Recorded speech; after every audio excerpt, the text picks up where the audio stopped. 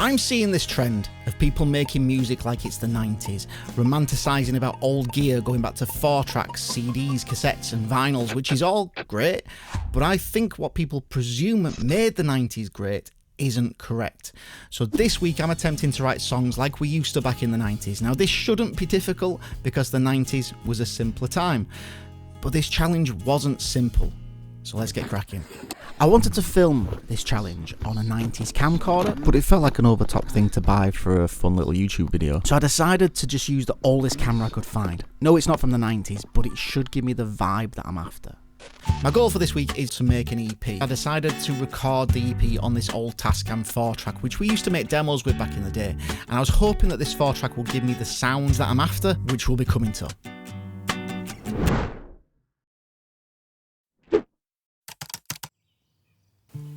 I personally find that I have a lot of my ideas when I'm out walking the dog. So no headphones, no podcasts, no audiobooks, just time to let my mind wander. The thing that I really miss about the 90s was doing nothing. These days, when people say they're doing nothing, what they're actually doing is scrolling through hundreds, if not thousands of videos. We've got podcasts and audiobooks. We have access to an archive of pretty much every song ever recorded. It feels like we aren't allowed to be bored anymore. I'm going to be taking away these distractions and hopefully letting my mind wander to wherever it wants to go, and if I just so happen to have any ideas, then I'm going to make notes of them with a notepad and pen. Even on this first day of not doing anything when walking the dog other than walking the dog, I had so many things come to me on this walk that I just got home, grabbed my guitar and I noodled around with some of the ideas I'd had, and I actually managed to write a song.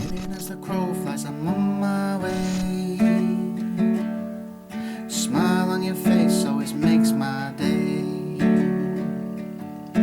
Trying to make a beeline straight to you.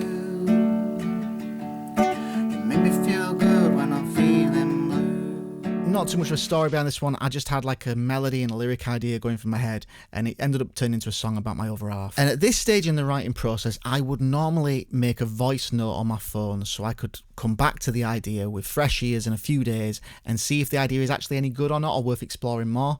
But because I had this rule that I wasn't allowed to use my phone to aid with the writing process, I know what some of you are thinking, why not just get rid of your phone for this challenge? Well, this wasn't really possible for me. And there's a reason for this that I'll be coming to in just a moment, but I needed to record this idea down. I had to go to the 4-track to record it. And this is when I realised that my 4-track doesn't work. So when you go to the L&R mix, which means that you can actually, use your pans and use your faders to set your levels, it's so noisy, it's just crackling. I can barely hear the actual recordings of the tracks I've done, and it's just not working. But this would need to be a problem for future Dave to sort out.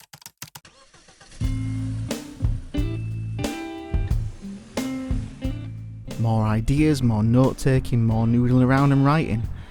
No way of making voice notes, which would have made things a bit easier. Although these things are full of things to distract us, they are incredibly useful tools that we have available to us at our fingertips. So why not just get rid of this distraction? You see, me and my other half are expecting our second child at any time over the next couple of weeks, so I can't just get rid of my phone, I have to be reachable. Subscribe, check out the Patreon page where you'll find lessons that I've been teaching my students on guitar, music theory, songwriting, all this kind of stuff. I've been teaching stuff for 20 years and I've been putting the lessons up on there. Check out the Patreon page, it helps us out a lot. I did consider getting a 90s phone for this challenge. I mean, I got my first phone when I was in year 11 of high school, so I would have been about 15 or 16. It was this Philips something or other. This would have been a really good option for this challenge. Judging by the prices of 90s phones these days, you can very much tell that these types of things, for one, aren't made anymore and they're in demand. So I decided I'd just have to use my own self-discipline and not use my phone for anything other than family things.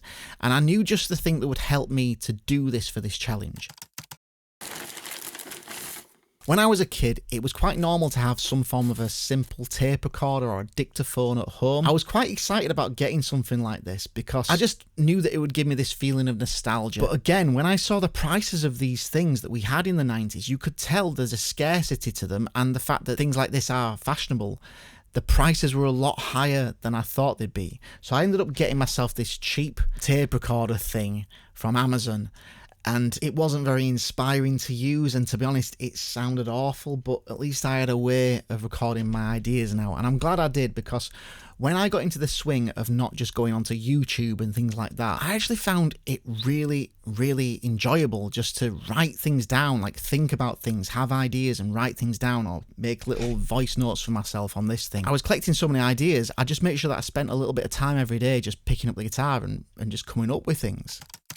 Where's the line I shouldn't be crossing?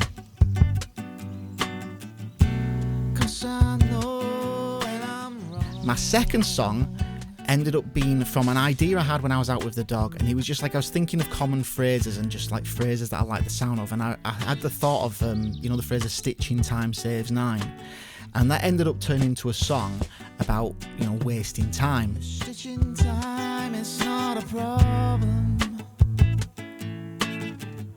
but I still get it wrong. The gear hasn't been important in the writing of this music. I've been embracing doing nothing and just letting my mind wander, and I've been finding ideas come to me that I don't think would have come to me in the same way if I wasn't being constantly distracted by these things that are designed to take every second of your day and see it as attention that has to be competed for, because let's face it, our attention is probably our most valuable thing about us these days. I was taking back this time, and that was the thing that was feeling really good to me about doing this challenge. I have been looking up so much stuff about how I can get this thing to work, and it is just not anything that would be in my skill set at all. I really don't think it's worth trying to get the thing fixed just to do this challenge. I mean, if I want to keep using it afterwards, then maybe, but I just don't know at the moment. And have you seen how much these things are going for these days? There's no chance I'm going to be able to replace it. There were certain things that I was finding to be, to be honest, a pain in the arse, and it was a lot to do with the gear I was using. Pen and paper has actually been probably my favourite part of doing this challenge, like making notes on pen and paper rather than relying on my phone all the time. That's been really fun, but it is a bit of a pain when it starts to rain. You're out with the dog, you have an idea, you want to make a note, and it's pissing it down, and it just makes it a lot harder to do. And I have to say that carrying a notepad and pen with me, a tape recorder and a camcorder with me everywhere was becoming to be quite annoying. These are all things that I felt like I needed for doing this challenge, especially trying to make this video at the same time. It would have been so much easier just to pull out a phone because it has all the same things. It's much more convenient. It felt like this was becoming quite an enjoyable routine. I was going out, letting my mind wander for a bit, having some ideas, making notes of them, coming back home, writing a song. Sometimes things can get out. I had this idea about writing a song like about frustration. Fast you can't understand. I take it out on you right now, but still don't know what this is all about. You don't know me, you haven't a clue. You can't see what I'm going through. But the songs were ready to record, and I was up for making this EP. But as I said before, the 4-track wasn't working. But the thing is, back in the 90s, we recorded on gear like this because it's what we had. The only real option left to me now, if I wanted to actually record this EP, was to record with what I have now. It's not what I set out to do, but it's the 90s mindset, and I'm going to go with that. My goal with this challenge was to write some songs like I did back in the 90s, and I feel like I've done that. But it wasn't the gear that helped me to write the songs. We used what we had available to us. And I know that if I had access to the stuff I have now back in the 90s, I would have used the stuff I have now. I'm loving the fact that there's a new generation of people that are inspired by this period of time that I grew up in.